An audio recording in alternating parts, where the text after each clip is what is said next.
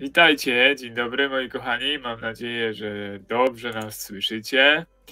I'm sorry, it was Polish! Hello guys, good evening, I'm really happy to be here. I just messed up with the languages, it's how it is when you are B-language. So I'm really happy to be here today with Dominica, and we will touch base the basic of the power of self-belief and how it's influencing the self-belief and our mind, how these things are influencing our health. So Dominica, what is your thoughts? What are your thoughts about this? What the thoughts is? That's the question. What is?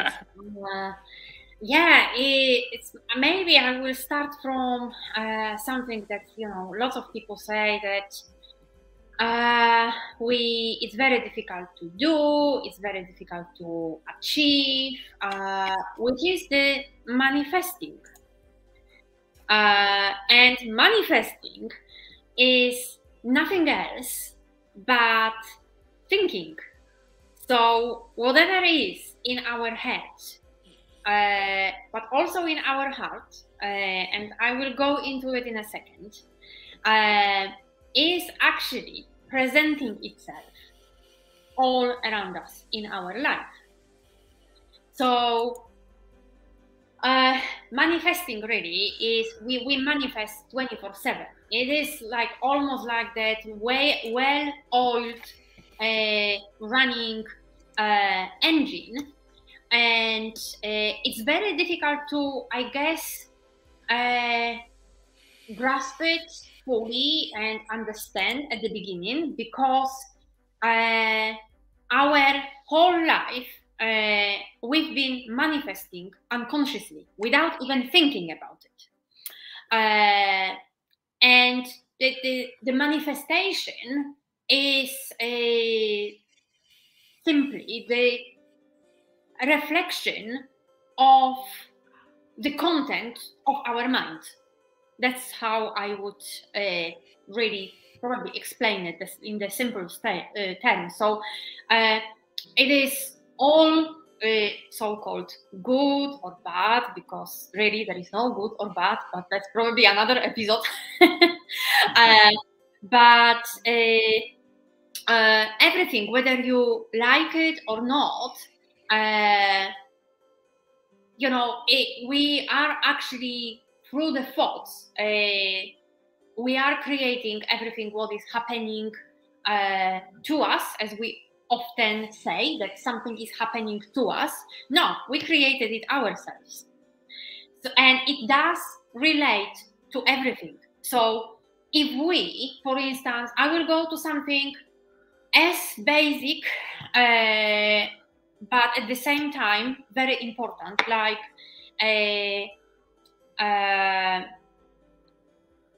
for instance, running out of money or not earning enough money. So if we sit down and we constantly, you have a phone call with your friend and you are like, oh my God, the bills increased, the client didn't sign up for my training program, but you know what, I actually knew it was going to happen. So what we are doing, we are actually sending the information. The client didn't sign up. The client will not sign up for anything that you promote. They will not buy from you. And even with the bills, and now it is often a very triggering topic, especially over the last few weeks. Whenever you talk to people about bills, is when we keep complaining, there are more things coming our way to complain about. And the same goes with our health. And Dr. Bruce Lipton explains it perfectly. So if you are not familiar with the work of Dr. Bruce Lipton, I highly recommend you to check his YouTube channel, his books. And his books are actually really good for those kind of, people, I guess, that non-believers in such things and who always need a scientific proof for everything, because his work is scientifically proven. So if you need this kind of confirmation, you can get it. But with health, I may have 2 clients presenting with exactly the same conditions. Let's say it's a high blood pressure. And they both come and, I give them the herbs that target high blood pressure. They start implementing the dietary changes that support lowering the blood pressure. And one of them is like fully convinced, I am sure I will get better. And the results are almost like instant, like within days. It happened to me so many times. And then I have a client who is like, for instance, the wife of the partner booked a consultation for them. And they don't really know why they are seeing me. They don't really want to see me in the first place. And then I start telling them about, that it's possible to reverse high blood pressure without any medications. They don't really believe. They still take the tincture, for instance, the herbal tincture, but there is like very slow progress. It keeps changing, but the progress is very slow. Whereas the first person who was so enthusiastic and fully believed in the possibility of getting well again, it has completely different results. And this really confirms itself with my clients who have been diagnosed with cancer. I have some really successful stories where people simply believed that they will get better, and they got better. I have 2 clients who got better without a single intervention. We did everything herbally, and it did work. And I even have clients who decided to go through the usual chemotherapy route, but he believed that it's not going to ruin his health, and he will feel good. He was not going to lose his hair, and guess what happened? He didn't lose a single hair. So, but he was like the living example of, I know that I will get better because I have so many more things to accomplish. There are so many other people's lives that I want to change. He was actually a business coach. So it is like when we truly believe in our ability to create whatever is around us, then it will happen. Yeah, so from the perspective of the therapist, it's like people are coming with certain mindset. They already predict, they already get some kind of assumptions to what will happen, what the outcome will be. So I'm many times facing the questions, but it's possible to fix it. It's possible it will be healed. If it will be not possible, you will not be here. You will not come here. So because you're looking for possibilities, it depends how much effort, how much commitment, and not only physical commitment. I mean, the presence on the session, the taking the herbs, the taking on board advice about the nutrition, movement, breath, but mental commitment to what we're doing. So implementing this kind of thinking that, yes, it's possible, it will be healed. I just will follow certain advices, certain practices, certain routines, and in this way I will heal it. I will bring back my health. I will change the ways. Without this kind of mindset, it's really difficult. You can give whatever you want to your client, and that will be at least ineffective or that will be totally rubbish, and on the end of the day, either therapist, either the client will be totally unhappy and will find the excuse, yeah, but I was everywhere. I heard that many times when people coming to my practice, they saying, I were everywhere. I saw this so many therapies, no one was able to solve me. And I always answering to that question, to that kind of talks, because no one can help you if you will not help yourself. Absolutely, yes. Yeah. If you will not believe you can change, you can heal it. Of course, as we know, there are certain rules around the body in terms of the minerals, in terms of the vitamins, in terms of the breath, in terms of the movement. There are certain rules. But on top of these rules, if you don't have a positive, focused mindset to get the health back, to heal yourself, that is not possible to get it. Yeah, absolutely, yes. Not possible to get. Yeah. And I think, you know, also, sorry to interrupt very, very quickly, I think it just came to me that, you know, lots of people, if they have, for instance, flowers in the garden or roses, they look after them, they water them, they want the best for them because they want them to flower, to bloom.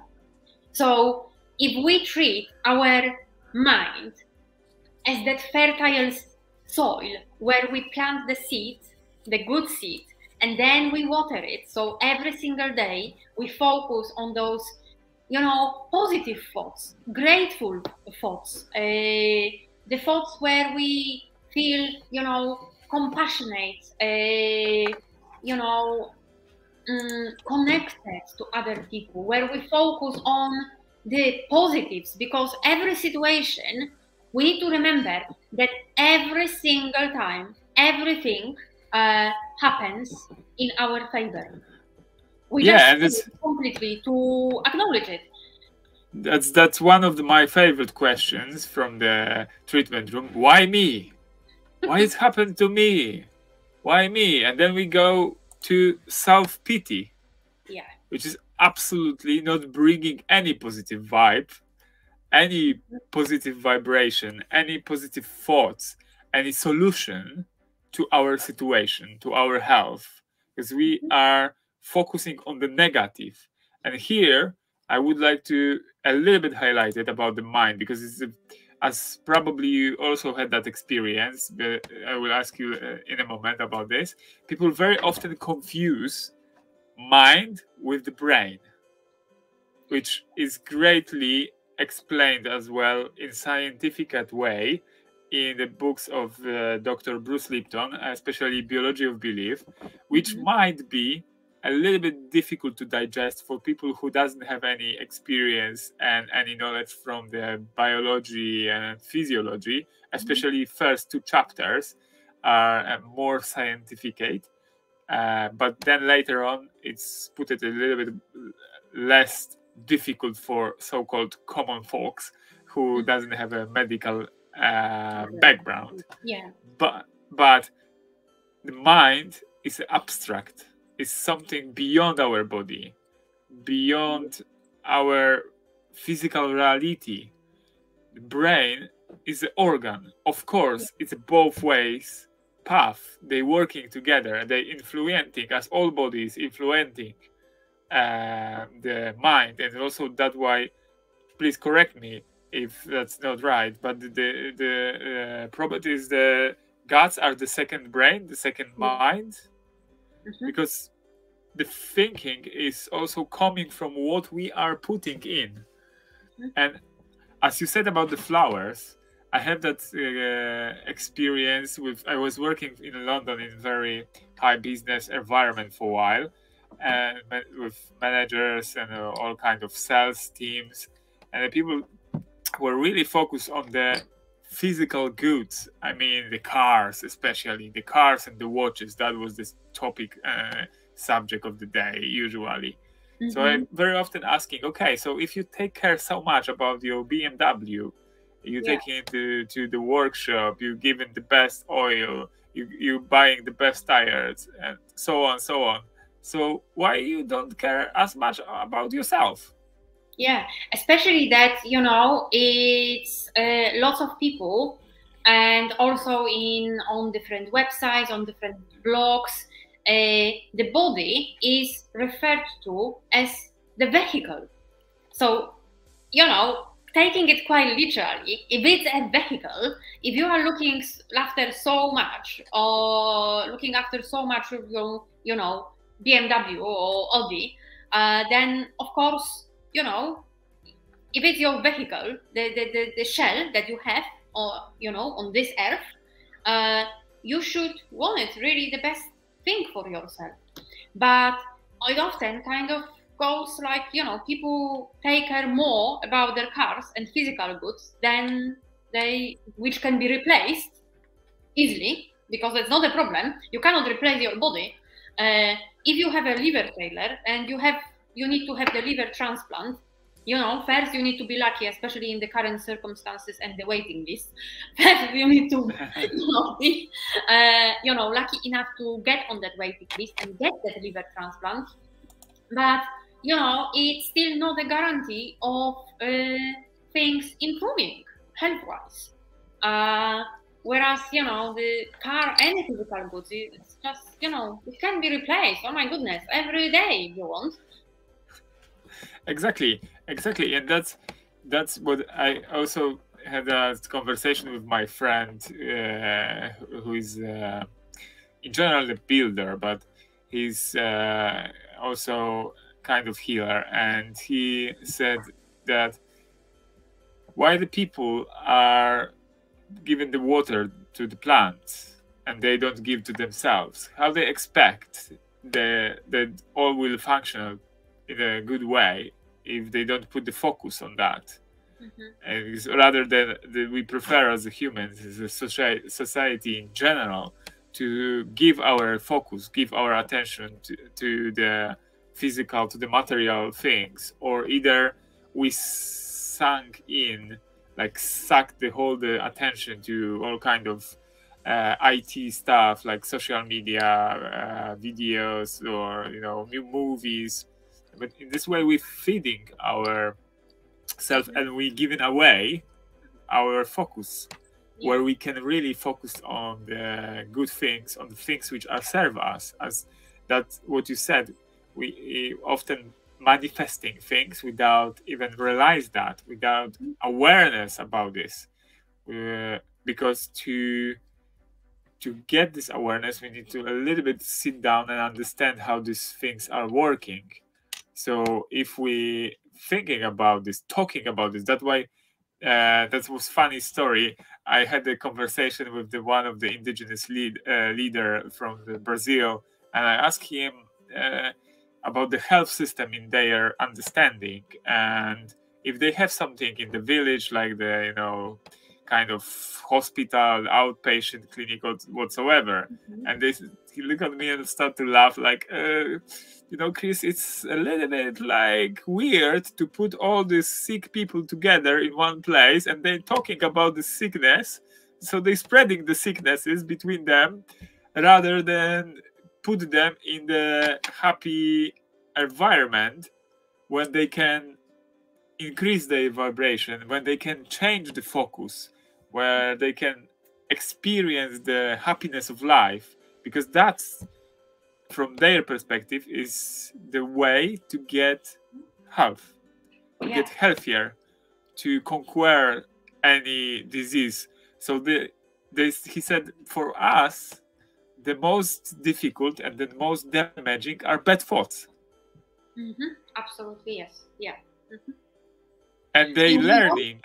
Also, with whether it's a good thought or bad thought, you know, the moment you have the bad thought, it's almost like the spiral down.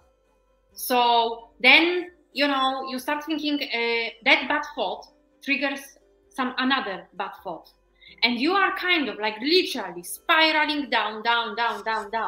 So then you cannot really think about any positives in your life. Whereas the happiness and the happy thoughts work exactly the same.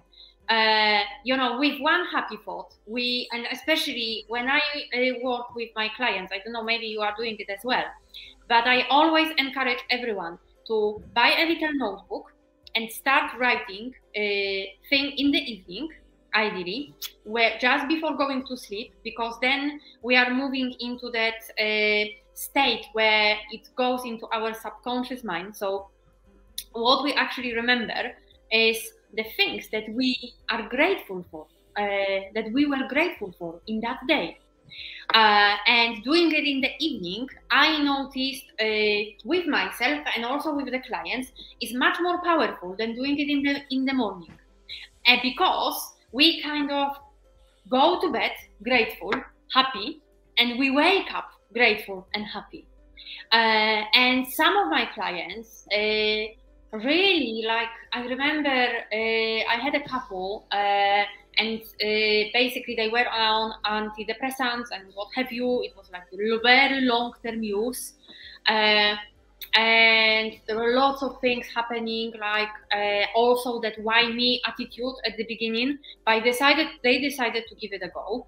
So they both got themselves a little notebook, a little notepad. And the wife messaged me, I think after 2 days, and she was like, I don't think that we can do it because, you know, over the last 2 days, I only found one thing that I was happy about. And I was like, it's amazing. What do you expect? If you think negatively, literally 24/7, every single day for the last 10 or 15 years, you won't be able to notice 5, 10, 15, 20 positive things in your life. So well done for finding that one thing. And it kind of encouraged her to focus on those little things. So I think that after a week, she actually messaged me that they both got to, I think she got up to 10 things and he got up to 5. But she was like still not very convinced, because she was like, you know, I was on a walk with my dog and there was that elderly woman who was smiling at me, and we started talking, and she also had a dog. And, you know, it actually made me very happy, but isn't that too little thing? I was like, there are no too little or too big things. It made you smile. You remember that as a positive experience from that day.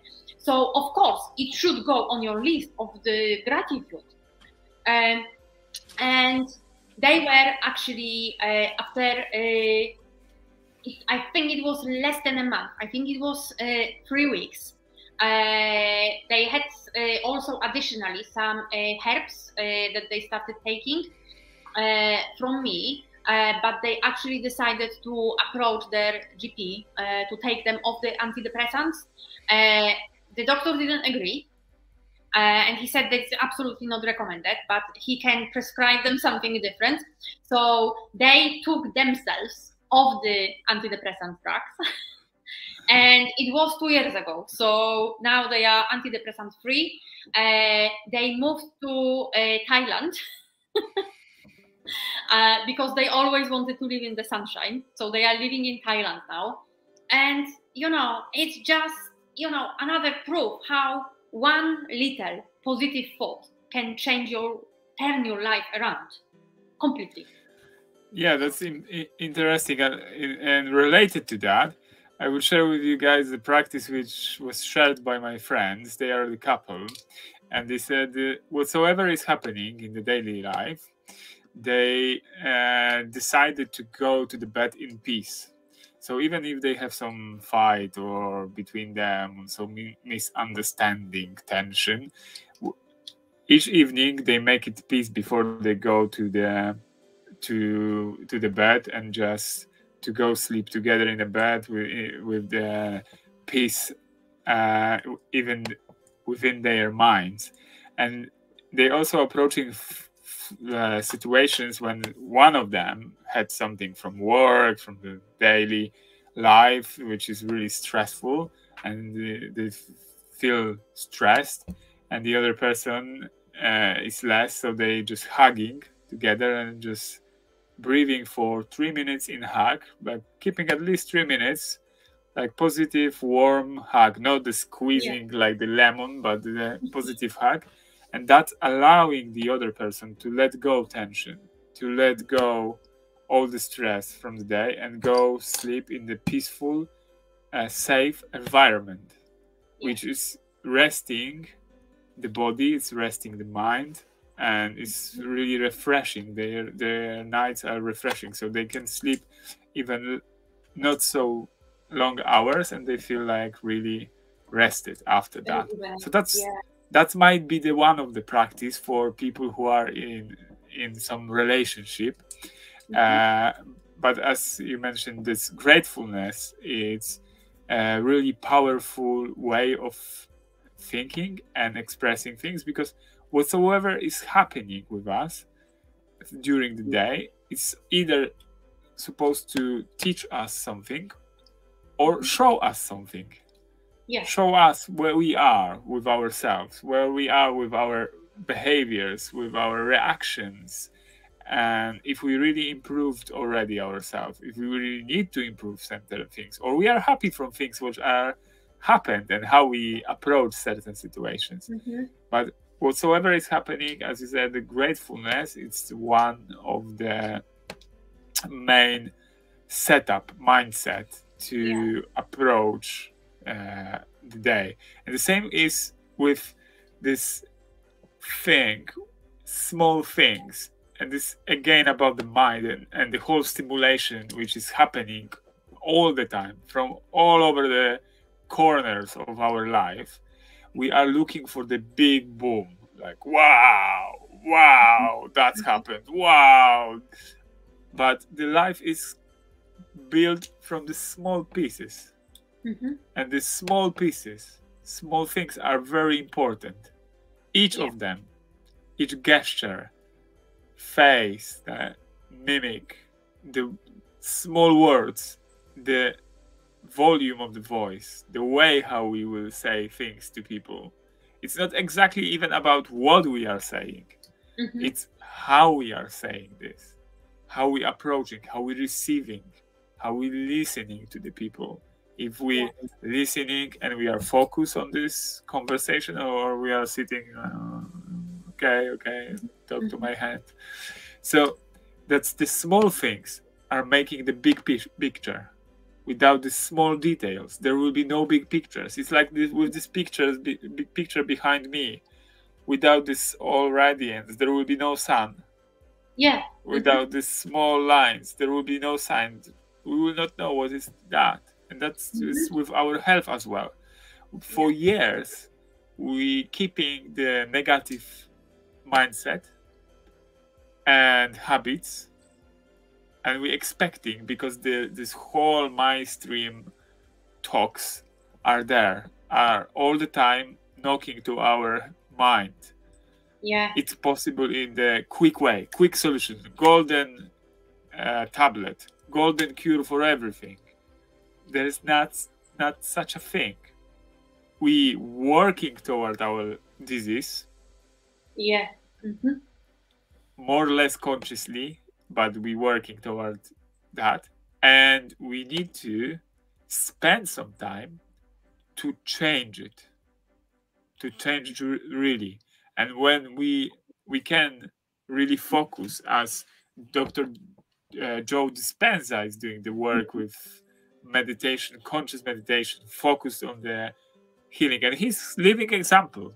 He's living example of medical miracle made by the self-belief. He didn't accept what happened, this accident which broke his spine. He didn't accept it. He said, no, that's not possible. I will not sit in the chair for the rest of my life. He just focused and really projecting himself being health.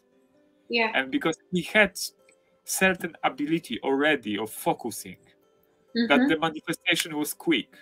And what he's teaching is teaching to quickly manifest things. And that's possible.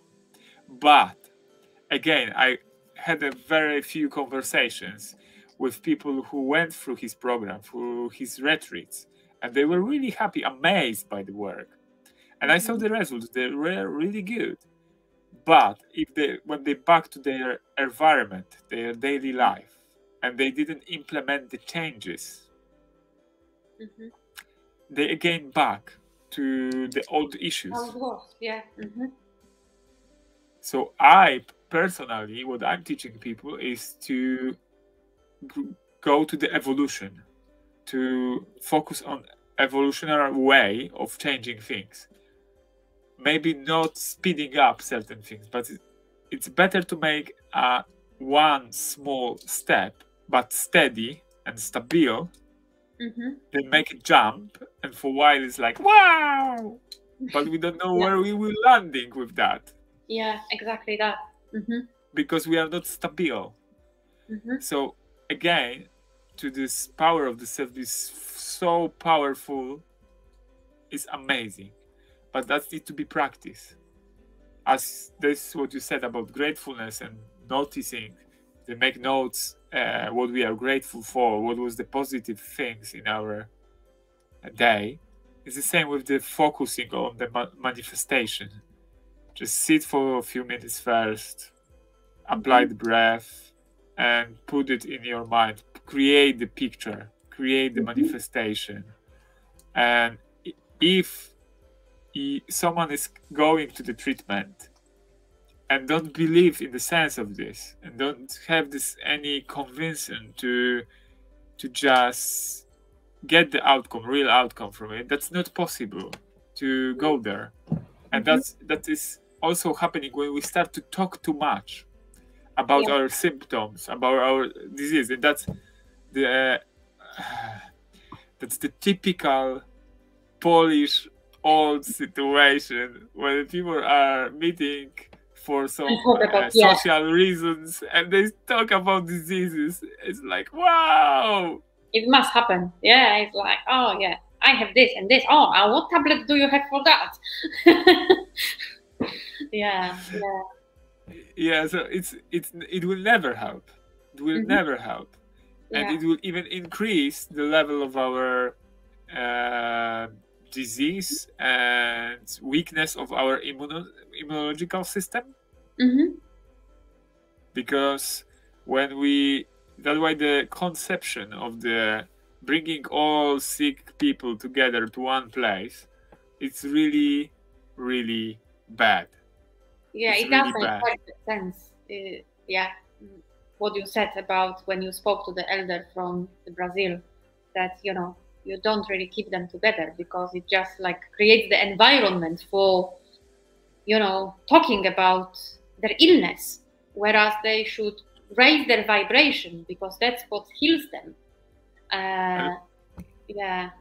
We had also a funny conversation with the other guy from the indigenous tradition, and there was 3 years ago, I think, there was a big boom about the power of mixing the kids from the nursery with the elders. In Canada, they put a huge research program. They invite 3 times a week children from nursery to the elderly house, to the care house, and they notice the health of these elders start to improve, and the general happiness from the life start to improve. And they look at the indigenous people, look at this and like, but that's, for us, it's nature, it's natural. The elder people are spending time with kids. They are not separated, but we learn, we teaching, we learning as a part of the community, respect to the elders. And through that, kids staying with the elders, they behave in the childish way, which is good, because the elders become a childish with them as well, and they reaching the different level of the energy as well. So again, the happiness is the way to health. And if we put the elder person out, is sitting lonely, watching TV, and see all this drama, especially melodrama with, oh, she loves me, but I don't know if I love her. It will not bring any positive outcome. No chance. No, exactly that. it's taking away the positive energy, it's taking away positive thinking, and it's taking away movement. Absolutely, yeah, that's what I was about to mention, that because they are stuck in one place, you know, sitting on the sofas, even in that, you know, the communal area that they have in the care homes, you know, there is like, you know, they play games, I don't know, cards, chess, something. It's constantly sitting, and there is not much movement involved. And again, with the other elderly people, you know, the only topic is, you know, how bad they feel, what tablets they gave them on the day. There is nothing really curious about life, anything nourishing for the mind and emotions. Whereas when they are with kids, the kids are naturally curious, so they want to know things. So of course they will be asking questions, and you know, it's like with that cheerful childishness, that atmosphere of happiness, the, you know, kind of unconditional happiness, it spreads around, and that's why it has such a powerful effect. But yeah, makes perfect sense of doing it. So definitely, on this point, we agree the self-belief has a great power. Mm-hmm. And the belief in health, in possible to get back, to earn back, to claim back our health, is the crucial part of any treatment approach, of any healing approach. Mm-hmm. Without this, we can do whatsoever magic we want, whatsoever good checked procedures we want, and there will be no result, no chance. Yeah. Mm-hmm. So it's one of the things for our people who are listening to us. If you're going somewhere, if you're choosing some kind of therapy, if you're seeking for some help, you need to be sure you really want to do that. Yeah. To feel it in your guts. It's okay, I really surrender to certain things, and I really believe, I really want that change. Yeah. Because as you said, I had the same, and it's one of the funniest situation in the treatment room, in the therapist room, when someone is coming, sorry, but I'm not sure why I'm here, really. My boss or my wife or my husband just booked this session for me because they believe you can help me with this, but I'm not really. That's kind of waste of the energy. Mm-hmm. Yeah. Oh. Yeah, waste of energy of both that person and the therapist. There is no point of going ahead. This is also waste of money for the person, because if you are not fully committed to improving your life, improving your health, but also if you don't believe that there is anything can help you, then there's no point even going for that. And equally, when the person researches different therapists, because of course, even with the female, let's say, fertility issues, you know, it is a very complex problem. So, you know, for one person, what will resonate with them will be, for instance, changing the diet. So it actually, you know, if there are any issues, any hormonal imbalances, you know, this can be addressed through diet, through herbs. One person may resonate with that. The other person might be, okay, I do understand the diet, these are the things that I need to change, but I feel that there is something deeper, and maybe they will get to the point, it's like, actually, I think there was a fertility problem in my family for some maybe traumatic reasons. I feel like, and the person comes across, let's say, the family constellations with Bert Hellinger. Yeah. So, and they look at it, they found a therapist and they are like, actually, this resonates for me, with me, because I feel that it will help me more than anything else. Because if they believe that it's going to help them, of course it's going to help them. Yeah, that's again about this is funny about the self-belief and the belief system itself. I had a conversation also with someone from this Central America once, and that was like a really great recognized curandera, the female healer in the community. And I asked her about her approach, what she's thinking, which herbs, which medicine eventually is helpful for the period pain. And she was like, I don't know at all, because in our community, we don't have a period pain, because our women don't know they can have period pain, the pain around the period, so they don't have a pain around the period. There's no such a situation. I never come across with any member of our community complain about the pain related with the period, because we didn't know it's possible to have the one. So that was like, okay. Yeah, it's just like a plug, yeah? It's like pretty much, I think, 90% of women, really, from what I can see, because I do work, as you know, a lot with women around the, you know, women issues, hormonal issues, and so on. And, you know, the imbalances around the period, the cycle, on everyday basis, pretty much. Yeah, this also, we living in the different physical environment and our society is built, but on top of that, again, if you will open the mainstream, especially the TV, so you every now and then you receive this information, subconscious information. There is something like pain, period pain.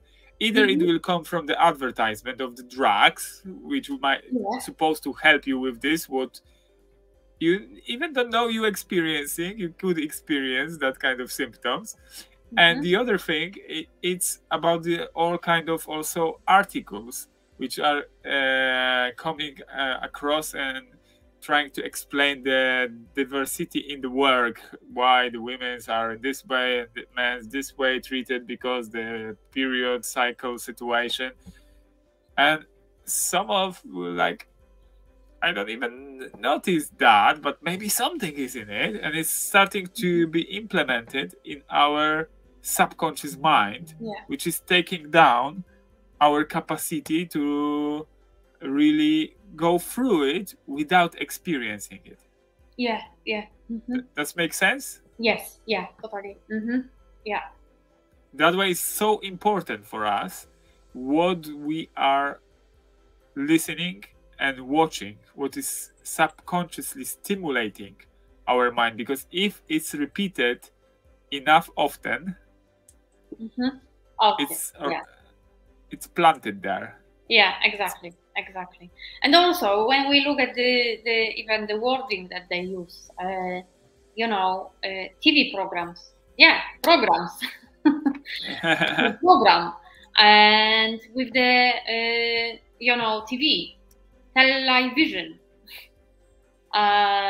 Exactly. So it is, we really need to pay attention to what we consume in terms of the information. And as I was coming back from London today, which took oh my god, very, very long time. But as you know, in London they give those free newspapers. So there was Metro area, and on the way back it was the Evening Standard. I was the only person. So first I took the tube to get to the train station. I was the only person in the carriage, not being on the phone or not reading the newspaper. And then when there were some issues with the train, so I had to take a couple of trains to get home. But on both trains, everyone was with their noses actually in Evening Standard. And they, of course, they published the info about what happened and stuff like that. And everyone, the people were all having positive and happy. Yeah. So we really, so these are the little things. We sometimes go to the coffee shop and in the morning, and they have the newspapers in the morning paper that you can read with your coffee or whatever drink you want. Yeah. And people kind of think that or say often that, oh, this is, oh, I just like to know. I don't really pay attention to it, but I just want to know what's happening. But do you really? You know, if you see, if you go to that coffee shop in the morning and you read that, yeah, they did something to the energy bills and they will be increasing, and you see it in the morning, then you go and you are on the train and you take another newspaper and they repeat it, and you repeat that routine over a week period, 2 weeks period, a month period, what's gonna happen? Of course, you will believe that everything is so expensive that you don't even have enough money to pay for it. And of course, this is exactly how that manifestation works. Whatever we send, it's being sent back. So if we say, I don't have enough of whatever you need, I'm ill, what's gonna come from the IBAF? The illness. If I say, oh my God, I don't have money for my bills, yeah, you are manifesting the lack because you are focusing on the lack. But we definitely will need to continue because we definitely haven't exhausted the topic at all. But for today we will finish, and we will continue this self-belief power and more practices which we shared during the program with you guys, to give you options to choose what you like, what you feel you may implement to improve your health and to help whatsoever therapy you are going through to be successful. So thank you, Dominica, for your time. Thank you, everyone who was watching us in live. And I hope so that it's interesting subject for you guys. Please drop us questions under this video, or we're really happy to answer, or you can poke us on the private chats as well. And we will meet in 2 weeks' time, and we will continue about the power of the self-belief. Exactly. Lovely seeing you all, and well, not seeing you all, but I hope you are watching us and enjoying it. And yeah, we will see you in 2 weeks. Bye bye. Bye bye.